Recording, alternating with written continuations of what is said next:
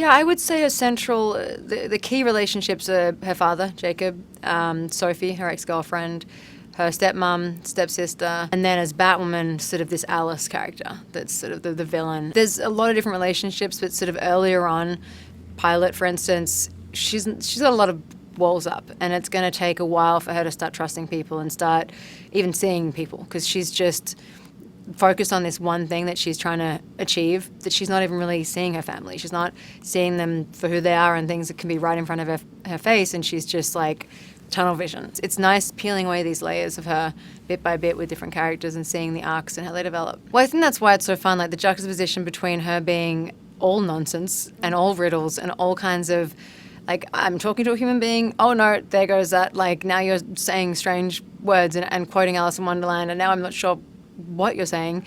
And then there's these like little moments of like, is there a human in there? Can I talk rationally to this person? But Batwoman's like, it's like what you see is what you get. She is just very centered, very grounded. She's not gonna play games. And so it's kind of it's an easy dynamic, but it's a fun juxtaposition when she's rambling on and I'm just like, I want my answers. But unfortunately, especially so early on, I'm very green at this whole like Batwoman thing. I end up walking away with more questions than answers. On the surface, Alice is crazy. When I first got the part, everyone said to me, oh my gosh, this part's perfect for you. And I was like, yeah, what? But she is actually very calculated in everything that she does. She's highly intelligent, extraordinarily physically capable and skilled. I like to think of her craziness as being a bit of her flair. And I think she specifically does it to throw people off kilter and uses that as a tactical advantage. She also has the counter of this great hurt that is a vulnerability or an Achilles heel of hers. And so I think it's interesting to play those moments as well. Just at face value, Alice provides such an interesting nemesis for Kate because they are formidable foes to one another. They're equals, really, in every way. So I think that relationship is really interesting. And then, of course, as you watch the show, you'll understand that there is a whole, just layers upon layers of their history with one another.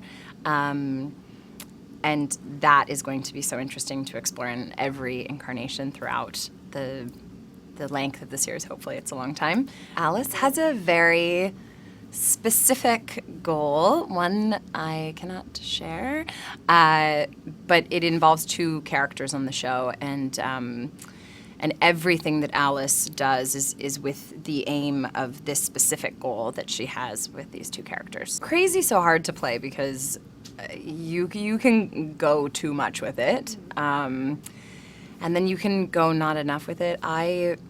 I think I just really thought, okay, what for me is the most unhinged thing?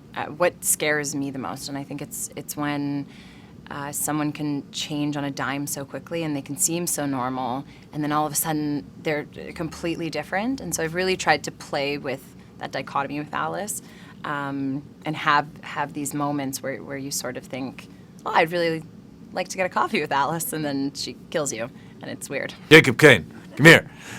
He's a tough guy, yeah, really tough. He's very different from me. I'm quite meek and quiet and not at all aggressive. I'm not at all. I'm like, I got to jump into this guy's shoes, and I'm suddenly like, wow, it's exhausting being this guy. He's fun to play. He's gone through a lot. Obviously he had a military background, so he has that sense of authority and of command and of physicality and of, he's kind of emotionally closed off in many respects, but that's for a reason, because of what happened to his daughter and his wife, and he's gone through the ringer in terms of his emotional history.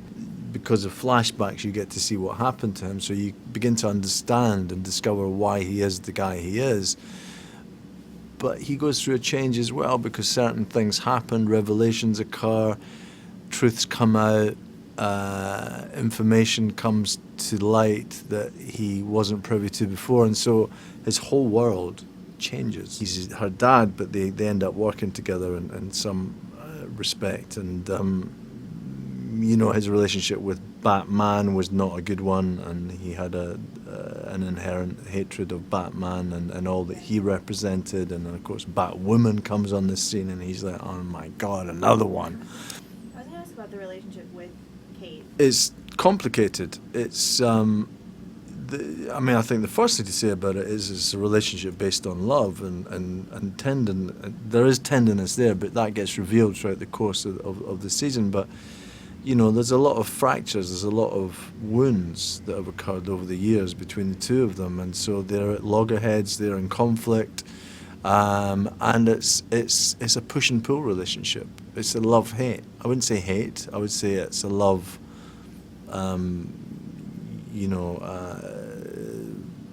fractious relationship. And ultimately he adores her, he loves her.